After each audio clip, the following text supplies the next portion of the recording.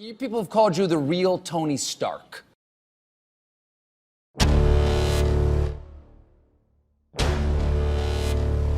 That third failure in a row, did you think, I need to pack this in?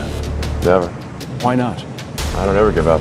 I'd have to be dead or completely incapacitated. Really liking what you do, whatever area that you get into, given that even if you're the best, there's always a chance of failure. So I think it's important that you really like whatever you're doing. If you don't like it, life is too short. If you like what you're doing, you think about it even when you're not working. I mean, it's something that your mind is drawn to, and if you don't like it, you just really can't make it work, I think. So many people try to talk me out of starting a ride company. It was crazy. One good friend of mine collected a whole series of videos of rockets blowing up and made me watch those. He just didn't want me to lose all my money. We're doing these things that seem unlikely to succeed, and we've been fortunate, and at least thus far they have succeeded. Now is the time to take risks. You don't have kids. As you get older, your obligations increase. And once you have a family, you start taking risks not just for yourself, but for your family as well. It gets much harder to do things that might not work out. So now is the time to do that before you have those obligations. So I would encourage you to take risks now. Do something bold. You won't regret it. How did you figure you were going to start a car company and be successful at it? Well, I didn't really think Tesla would be successful. I thought we would most likely fail. But I thought that we at least could address the false perception that people had that an electric car had to be ugly and slow and boring like a golf cart. But you say you didn't expect the company to be successful, then why try? If something's important enough, you should try, even if the probable outcome is failure. Focus on signal over noise. A lot of companies get confused. They spend money on things that don't actually make the product better. For example, at Tesla, we've never spent any money on advertising. We put all of the money into R&D and manufacturing and design to try to make the car as good as possible. I think that's the way to go. For any given company, just keep thinking about, are these efforts that people are expending, are they resulting in a better product or service? And if they're not, stop those efforts. When I interview someone to work at companies, would be to ask them to tell me about the problems that they worked on and how they solved them. And if someone was really the person that solved it, they'll be able to answer multiple levels. They'll be able to go down to the brass tacks.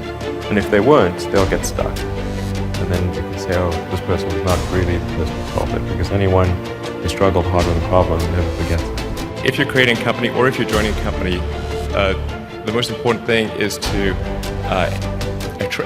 attract great people. So either join a group that's amazing, that you really respect, or if you're building a company, you've got to gather great people. I mean, all a company is a group of people that have gathered together to create a product or service. And so depending upon how talented and hardworking that group is, and the degree to which they are focused cohesively in a good direction, that will determine the success of the company. So do everything you can to gather great people if you're creating a company. So you've got to make sure that whatever you're doing is a great product or service. It has to be really great. And I go back to what I was saying earlier, where if you're a new company, I mean, unless it's like some new industry or new market that, if it's an untapped market, then you have more ability to, the standard is lower for your product or service. But if you're entering anything where there's an existing marketplace against large entrenched competitors, then your product or service needs to be much better than that. It can't be a little bit better, because then you put yourself in the shoes of the consumer and they say, why would you buy it as a consumer? You're always going to buy the trusted brand unless there's a big difference. So a lot of times, entrepreneur will come up with something which is only slightly better. And it can't just be slightly better. It's got to be a lot better. Depending on how well you want to do, particularly if you're starting a company, you need to work super hard. So what does super hard mean? Well, when my brother and I were starting our first company, instead of getting an apartment, we just rented a small office and we slept on the couch. and we showered at the YMCA, and we're so hot up we had one computer, so the website was up during the day, and I was coding at night, 7 days a week, all the time. And I sort of briefly had a girlfriend in that period, and in order to be with me, she had to sleep in the office. So work hard, like I mean, every waking hour. That's the thing I would say, particularly if you're starting a company. And I mean, if you do simple math, you say like, okay, if somebody else is working 50 hours and you're working 100, you'll get twice as much done in the course of a year as the other company.